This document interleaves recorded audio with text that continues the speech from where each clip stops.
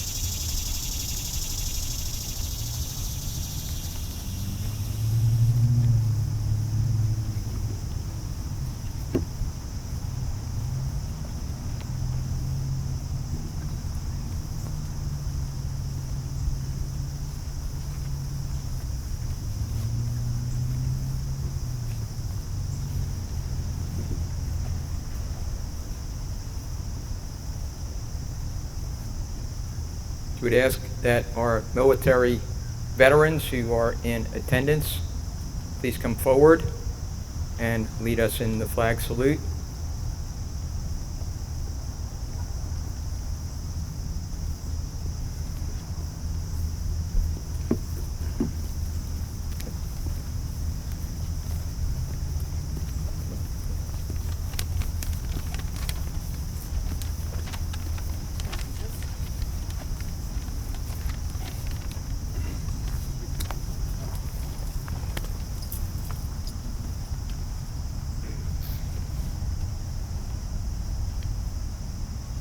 Pledge allegiance To the flag of the United States of America and to the republic for which it stands, one nation, under God, indivisible, with liberty and justice for all. Okay, everyone remain where you are, and I would ask Liliana Morina, a student with our East Windsor Regional School District, to please grace us with the national anthem, Star Spangled Banner. Oh, say, can you see by the dawn's early light what so proudly we hailed at the twilight's last gleaming, whose broad stripes and bright stars through the perilous fight o'er the ramparts we watched were so gallantly streaming, and the rocket's red glare, the bombs bursting in air, gave proof through the night that our flag was still there. Oh, say, does that star-spangled banner yet wave o'er the land of the free and the home of the brave? Thank you, that's great. Thank you so much. Okay, thank you. Okay.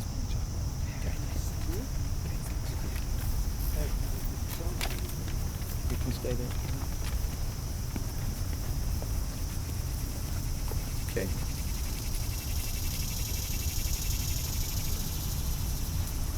Okay, thank you. Next, I would ask for words of reflection. Reverend Stephen Bryant Sr. from the St. James AME Church. Thank you, Mayor. You may be seated. Do that. Right.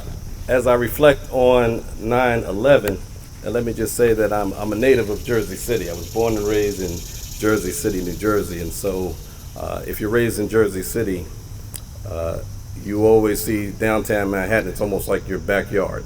And on that morning, my morning started on September 11, 2001 with great anticipation. It was 1 year after I had left the university. Testing, all right. 1 year after I resigned my position as a university administrator, I started a business, and I was trying to procure a contract for my educational consulting firm at St. Anthony's High School, one of our potential clients. And later on that day, it was going to be in Virginia. And so we had a national campaign going. And so my day started with anticipation and hope. I get to downtown Jersey City, St. Anthony's High School, and I'm meeting with the director of counseling and those types of things. And as we were talking, we heard a huge sound, and that was the first plane going into the building. At that time, we didn't know exactly what was going on, so we stepped out of the building to see what was going on, and we saw the first tower in flames. We weren't terribly, it was obviously tragic, but if you live in downtown, if you're in Jersey City, you anticipate that one day, with the height of the Twin Towers, that it would go, potentially there could be an accident. And so we saw it as accidental, except between 8:46 and 9:03, there was this plane on a beautiful day like today, ominously floating through the skies. And as it was going through the sky, we were all standing around saying, that plane is not about to go into that building. And it was a surreal moment. And we kept saying, that plane is not going to go into the building. And eventually the plane went into the building. And it was at that moment that fear gripped my heart. I've never been that fearful in my entire life. But the dichotomy of that moment was interesting, because on the one hand, there was tremendous fear. But on the opposite side of that was tremendous patriotism. That together we are Americans. That together we can overcome whatever this is and this attack. And so I left downtown. Never saw that many police officers in my entire life. Police were coming from every direction. And so I went to my mother's house, my father's house. They were living in Bayonne, New Jersey. And as I was on the New Jersey Turnpike, everybody on the Turnpike was stopped. I've never seen anything like that, where literally people were out of their cars on the Turnpike looking at the Twin Towers. When we finally got there to my parents' house, saw the towers come down, that in of itself was a traumatic moment. But as I reflect 20 years later, what would I suggest? Certainly as a member of the clergy and a man of faith, I believe that God's formula is still true. That love is the foundation for where we go next. Because if love is the foundation of where we go next, I do believe that the diversity that exists within our nation and this world, if we build on that, I think that the future looks much brighter than the past. We love and remember and respect, and will always have concern for those families who suffered major tragedies. Everybody probably knew somebody who knew somebody who was murdered in the World Trade Center towers. So it is my hope that as a nation we come together, one nation, under God, indivisible, with liberty and justice for all. God bless. Thank you so much.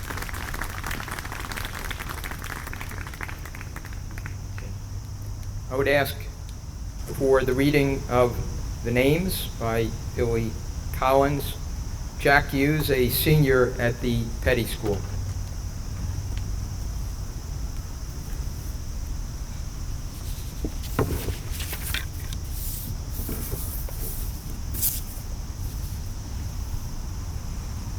Yesterday, I lay awake in the palm of the night. A soft rain stole in, unhelped by any breeze.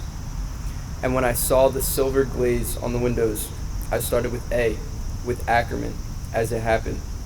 Then Baxter and Calabro, Davis and Eberling, names falling into place as droplets fell through the dark. Names printed on the ceiling of the night, names slipping around a watery bend. 26 willows on the banks of a stream. In the morning, I walked out barefoot among thousands of flowers, heavy with the dew like the eyes of tears, and each had a name.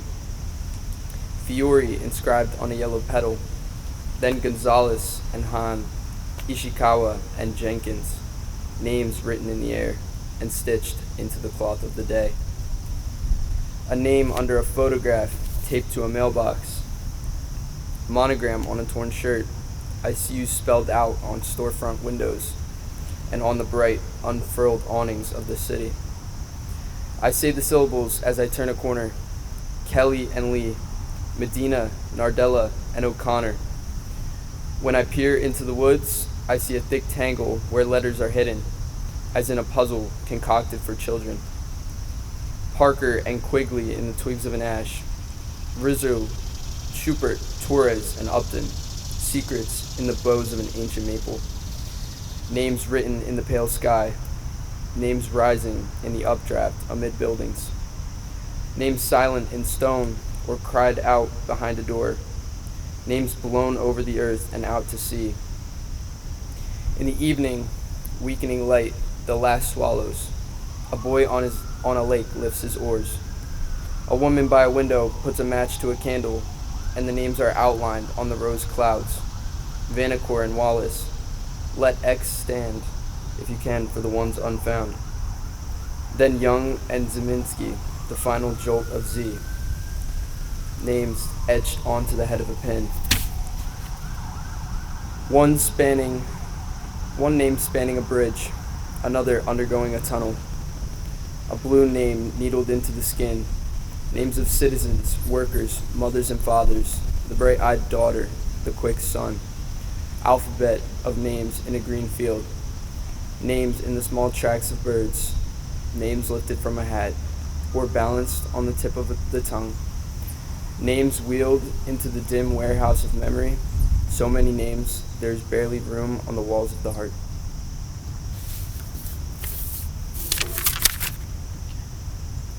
Thank you, Jack. Thank you. Okay. For remarks, our East Windsor Chief of Police, James Geary, please.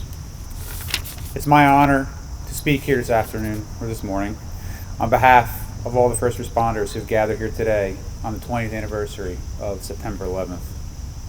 Today is a time for solemn reflection. I can say with absolute certainty, like we all can, what I was doing at precisely this moment 20 years ago. I was glued to my TV on a day off in my home with my wife and my then 4-month-old daughter, full of confusion, worry, fear, and concern over the events that were unfolding that morning. I think now of how much of the fabric of our lives changed that fateful Tuesday. I reflect on the days immediately after 9/11, the absolutely still and quiet skies, devoid of airplanes we were accustomed to seeing, the park and ride lot over at Twin Rivers Mall, full of cars for days, each one representing a father, a mother, a brother, sister, or child possibly never coming home again. I think often about all of the 3,000 lives we lost on September 11th. Among them, more than 400 brave men and women who placed themselves before self, placed others before self, service before personal safety, and duty above all else. I reflect on, despite how much has changed since September 11th, one of the aspects that hasn't changed: the role of our first responders. Every day before, on 9/11, and after 9/11, our dedicated, caring, and courageous fire, emergency medical service, and police personnel have been there for us, going towards the danger, rushing towards the peril, rendering aid, and placing service and duty above self. We are fortunate to have these brave men and women, always ready, day and night, to look after us and keep our community safe. We shall never forget the sacrifices made, the lives lost, the families forever altered, and our nation scarred on September 11th. Our nation scarred on September 11th, but never beaten. We gather here today in remembrance of all the victims of September 11th, their families. We gather for our community, for each other, to show support for one another as we all do our best to move forward each and every day.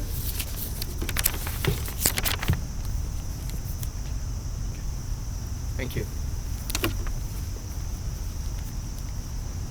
Okay. Next, for the reading of Light One Candle, and I would just indicate that we have read or sung Light One Candle since our first event 30 days to the day after the initial 9/11 tragedy. It is a Hanukkah song made a little more known by Peter, Paul, and Mary, but the words are really important on this day. And I ask Pat O'Brien, the past Exalted ruler of the Elks Lodge 1955. Thank you, Mayor. Light one candle for the Maccabee children, with thanks that their light didn't die. Light one candle for the pain they endured when their right to exist was denied. Light one candle for the terrible sacrifice justice and freedom demand. Light one candle for the wisdom to know when the peacemaker's time is at hand. Don't let the light go out. It's lasted for so many years. Don't let the light go out. Let it shine through our love and our tears. Light one candle for the strength that we need to never become our own foe. Light one candle for those who are suffering the pain we learned so long ago. Light one candle for all we believe in, that anger not tear us apart. And light one candle to bind us together with peace as the song in our heart. Don't let the light go out. It's lasted for so many years. Don't let the light go out. Let it shine through our love and our tears. What is the memory that's valued so highly that we keep it alive in that flame? What's the commitment for those who have died when we cry out they've not died in vain? We have come this far always believing that justice will somehow prevail. This is the burden, this is the promise, and this is why we will not fail. Thank you so much. Okay, thank you.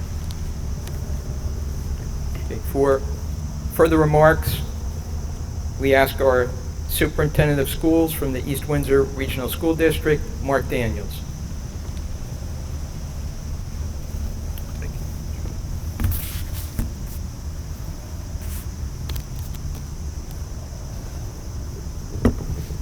Good morning. My name is Mark Daniels, and I have the distinct privilege and pleasure to serve as the superintendent of the East Windsor Regional School District. Excuse me. I'd like to begin by expressing my appreciation to Mayor Mironov and Chief Geary for inviting me to be a part of today's ceremony to remember the life-altering events that took place on September 11th, 2001. We will never forget. The devastation that occurred on that fateful day reverberated around the world. But for those of us in New Jersey and the tri-state area, the impact felt much closer to home. When I reflect on my own recollections of September 11th, 2001, the memories are quite vivid. I was an assistant principal at Crossroads Middle School in South Brunswick, and I'd only been in the position for a few weeks.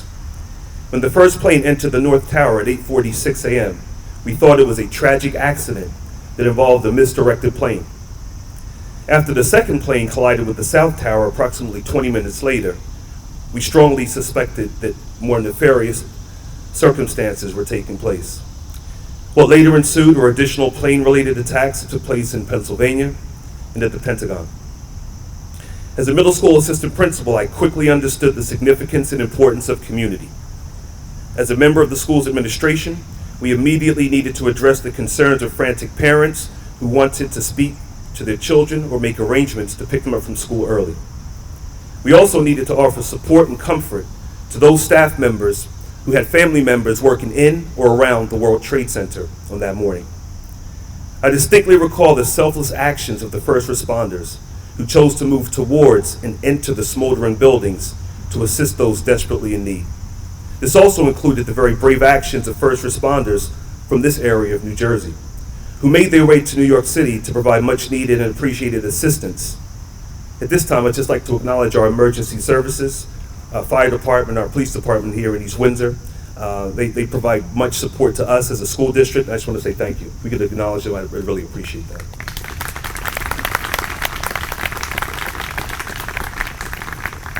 In addition to remembering the lives lost on that devastating day, we must also take time to celebrate the tremendous lives of the 3,000 individuals whose life journeys were abruptly halted. These were amazing people with families, friends, and colleagues who continue to deeply miss their presence and companionship. And since the community of East Windsor is a relatively close proximity to New York City, we recognize the impact of the loss associated with September 11th has personally touched many of our lives. We realize the individuals responsible for the unthinkable events of September 11th wanted to disrupt and potentially dismantle the freedoms, values, principles, and institutions that serve as the bedrock of American society.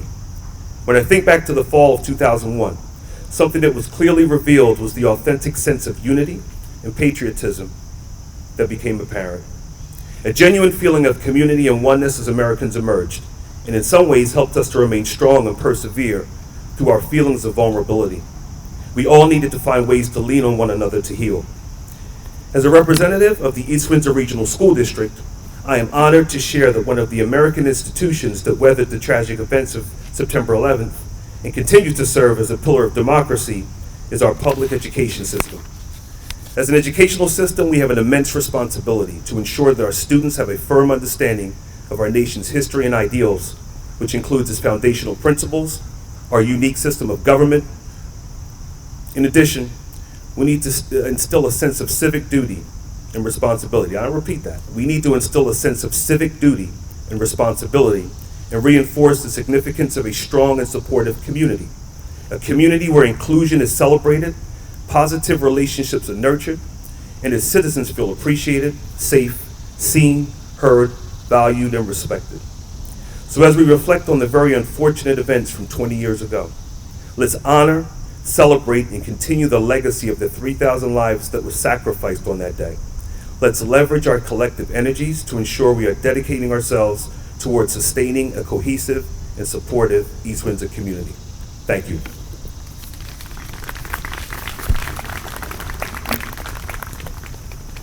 Thank you, Superintendent Daniels. For words of reflection, Reverend Bruce Wood of the First Baptist Church, Hightstown.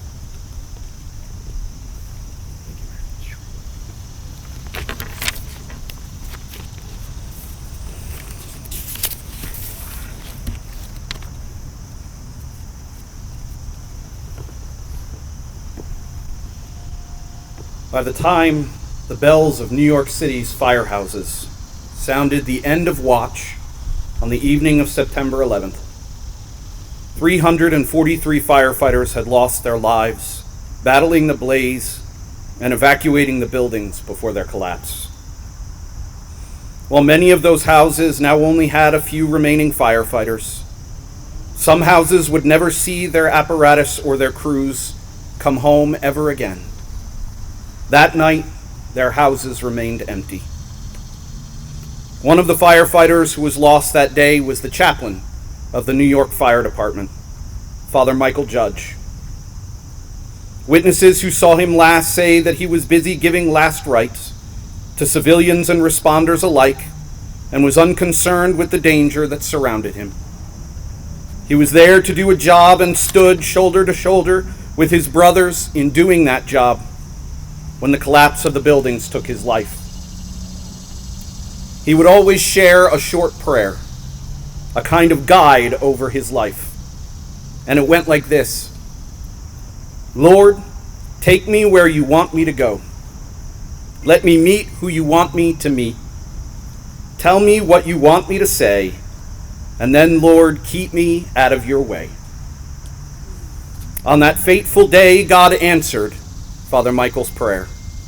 He took him and those brave men of companies throughout New York to Lower Manhattan to meet those who needed help. He asked them to say words of hope to the perishing and words of safety to the rescued. The final line asks that God keep us out of his way so that his goals might be accomplished. But in that day, instead of being in God's way, he stood in harm's way, and after his final moment continued his watch. As he walked those same firefighters he was called to serve, and the more than 2,000 souls into the presence of the Almighty. While today we honor those firefighters and first responders fallen in the line on 9/11, let us also remember the more than 230 firefighters and nearly 10,000 others who have died since 9/11 as a result of their exposure to the site while doing their duty of putting out fires and searching for survivors. By continuing to hold them in our hearts, they will never be truly gone. Their memories shall be a blessing forevermore.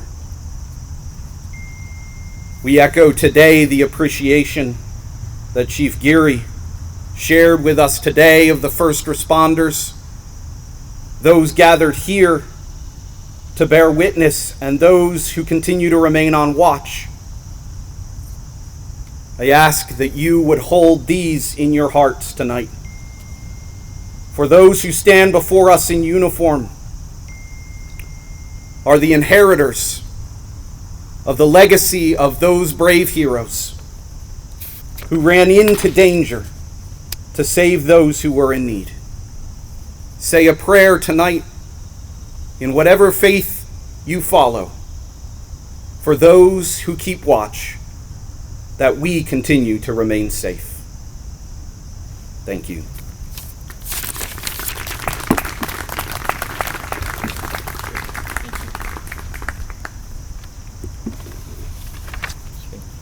Now, I'd like to ask Justin Allott, the band director at the East Windsor Regional School District, and Brooke Vagrin, a student at the East Windsor Regional School District, to bless us with America the Beautiful.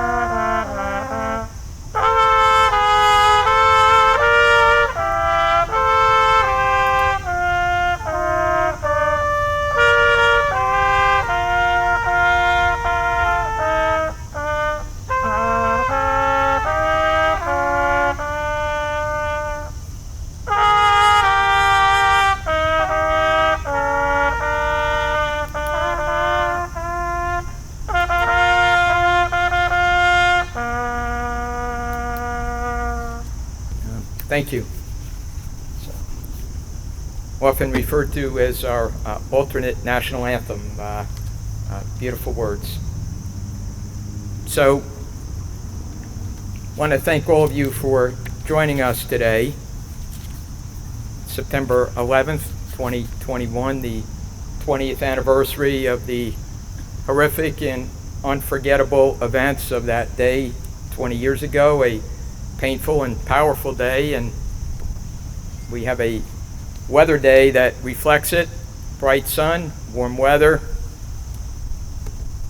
We in East Windsor have gathered here 30 days after those events and every year since to remember those who perished, to comfort those who survived, to honor our many heroes, to share the memories of that day, and very importantly, to rededicate ourselves to this nation's treasured values and freedoms, which have for so many years served as a beacon of light to people around the world. As has been noted, and certainly noted over the years, one of the truly beautiful things that happened in the immediate wake of 9/11 was that feeling of kindness and unity that pervaded our nation and our communities. Many set aside political differences and stood as a unified nation. As Americans spontaneously displayed the United States flag in a surge of patriotism. That's an important sense and feeling that we live through, and one that we need to think about today and tomorrow, to ensure that we can try to recapture that sense, that we can try to build on that sense. So I did a little review of the memorials and the museums that have been erected to ensure that we never forget and that we share the memories of that day, of those who ran into the building, and the many losses. Inscribed in part on the 9/11 memorial at Ground Zero in New York City, and with reference to the Pentagon in Washington, D.C., and the fields of Shanksville, Pennsylvania, reads, "Here we honor the tens of thousands from across America and around the world who came to help and to heal, whose selflessness and resolve, perseverance and courage renewed the spirit of a grieving city, gave hope to the nation, and inspired the world." We can hope that every day, every one of us seeks to recapture that spirit of hope, of resilience, of purpose, and of unity that we remember so well, that truly permeated all of our souls. As noted by several of the speakers, we in this area were particularly and most poignantly impacted, more so than many other parts of the nation. It was a memory of our lifetime. We all had some personal connections, and certainly forever it has changed all of us in how we view events subsequent to September 11th. So we've taken the approach here in East Windsor and throughout our nation that it is important that we pause every year on this day of 9/11 to reflect on that day's events and significance, as all of us were forever deeply and emotionally touched. As noted, we watched those events personally. We watched them on television. We all knew people who perished, or who knew people that perished, or had family who perished, co-workers who perished. Everyone was directly affected, and everyone had stories to tell. The piercing events of that day are forever inscribed in our hearts, and we must not forget. We must pass on those memories and the mission that we identified in the aftermath of 9/11. We must pull together as a community, as a nation, repurpose ourselves and refocus to remember what those things are that we really care about, that really bring us together, that really are important in our lives. The 9/11 is a day to remember. We remember the horrific events and really what was the unthinkable pure evil that was perpetrated upon our nation and so many people. We remember every individual every innocent victim of that day, each of the 3,000 that perished in New York City, in Washington, D.C. at the Pentagon, and in the fields of Shanksville, Pennsylvania, and all of the families, friends, and neighbors who lost loved ones. In East Windsor Township, we remember with special sadness and love Colleen Barkow, Debbie Bellows, Neil Lai, Ruth Lapin, Lorraine Bay, Anil Barvani, and Joseph Pissior, and all of the others lost on September 11th, 2001. As inscribed on the 9/11 Memorial Hall, in the words of Virgil, the poet, "No day shall erase you from the memory of time." 9/11 is a day also to honor. We remember and honor the many individuals, many who had no particular role. They were regular citizens like all of us, who bravely stepped up to assist their fellow citizens, and the many acts of true heroism and kindness generated by so many individuals around us during those unthinkable days and the many days that followed. As noted, it is a time to recognize, honor, and remember the appreciation that we have for the incredible work and the generous spirits of our first responders, our firefighters, our EMTs, and our police officers, who were so critical in responding and assisting in the course of this terroristic attack, and to recognize how blessed we are in East Windsor for the service 24/7 of our first responders.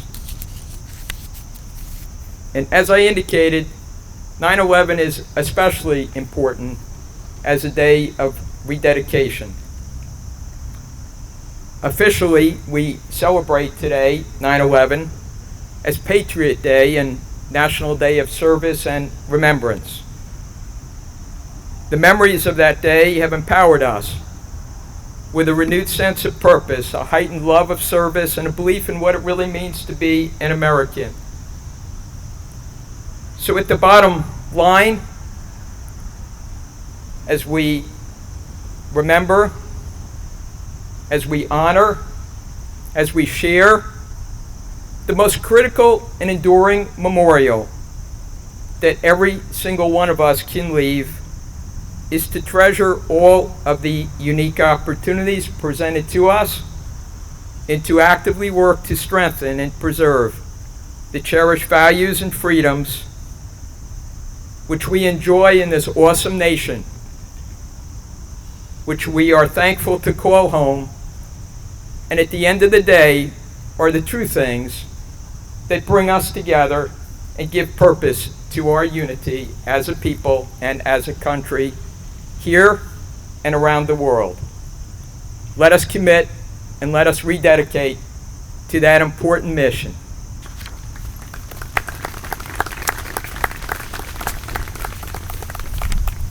I would ask from East Windsor Volunteer Fire Company Number 1, Chief Josh Maturin, and from East Windsor Volunteer Fire Company Number 2, Chief Mario Batista, to lay the wreath on our 9/11 memorial.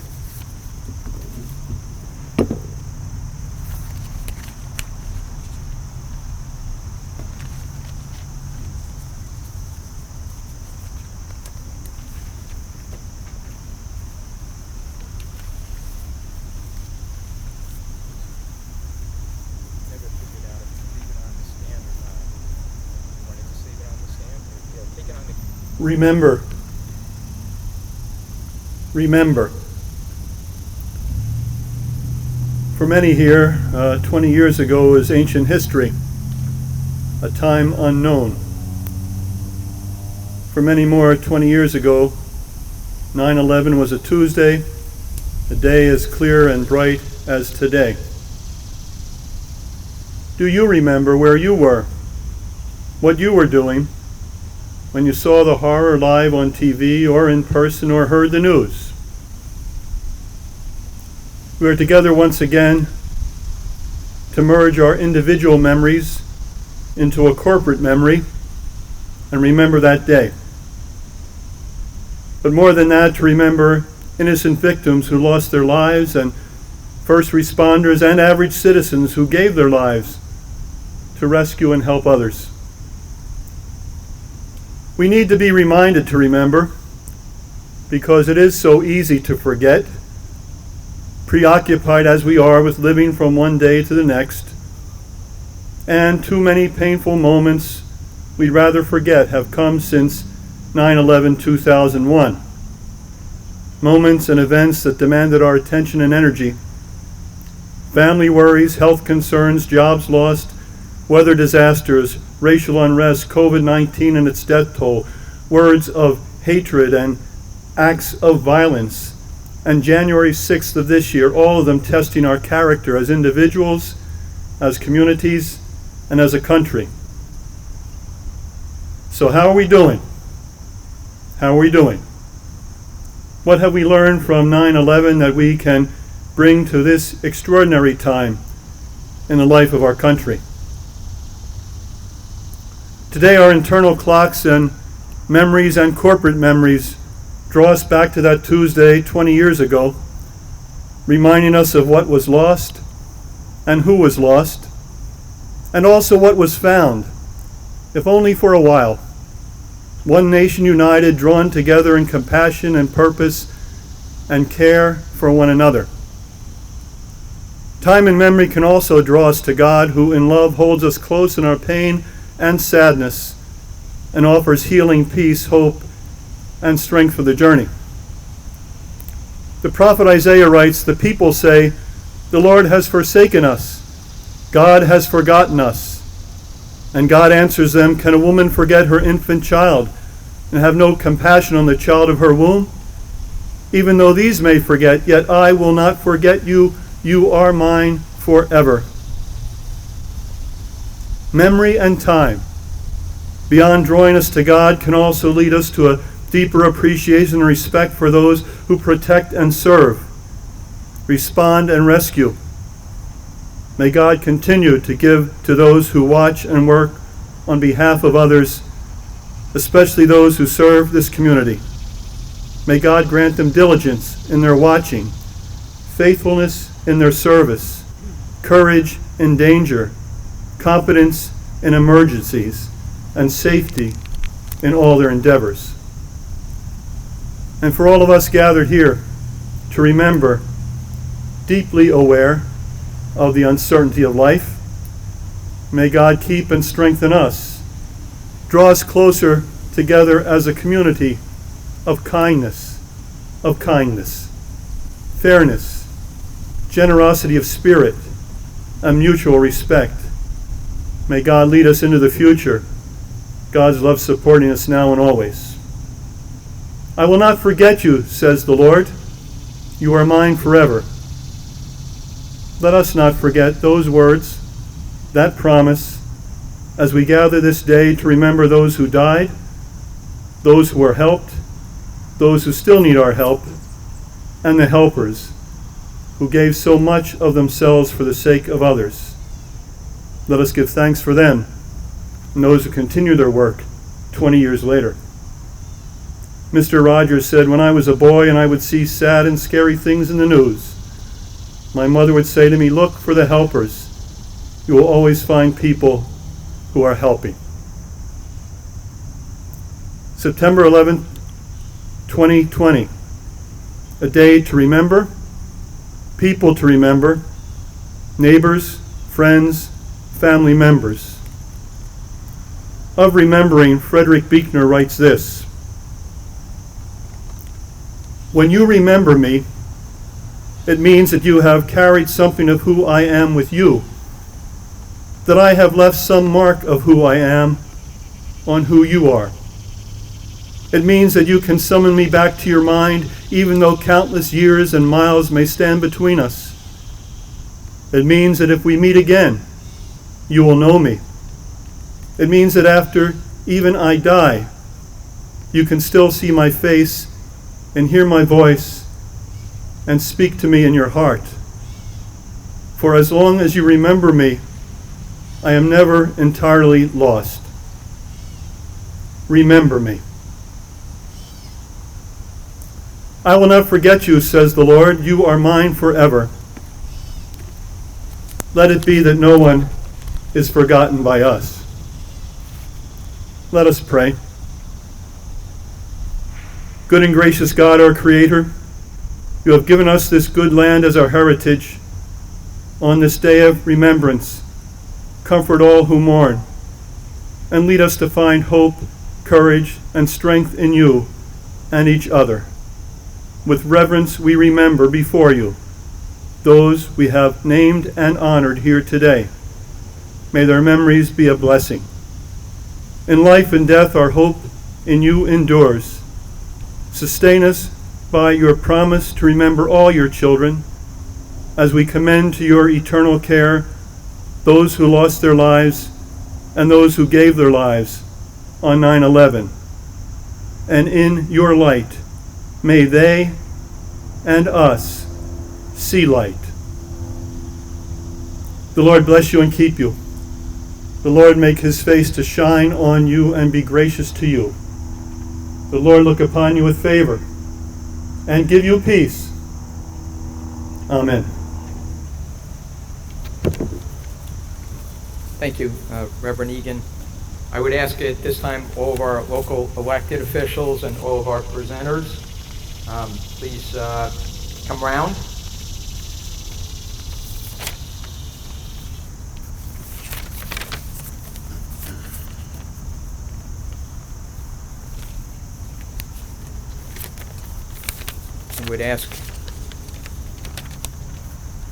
We will lead, but we would ask that everyone please rise and join in our community rendition of God Bless America. Okay. 1, 2, go. God bless America, land that I love. Stand beside her and guide her through the night with the light from above. From the mountains to the prairies, to the oceans white with foam. God bless America, my home, sweet home. God bless America, my home, sweet home. One more time. God bless America, land that I love. Stand beside her and guide her through the night with the light from above. From the mountains to the prairies, to the oceans white with foam. God bless America, my home, sweet home. God bless America, my home, sweet home. Okay. Thank you. This concludes East Windsor Township's 9/11/2021 ceremony, the 20th anniversary. We come together to remember. We come together to honor, and we come together to repurpose as a community to build upon the positive examples and the great values to help strengthen our community and our country and our world. Thank all of you for being a part of today, and thank you for all of those who participated and serve us every day here in our community.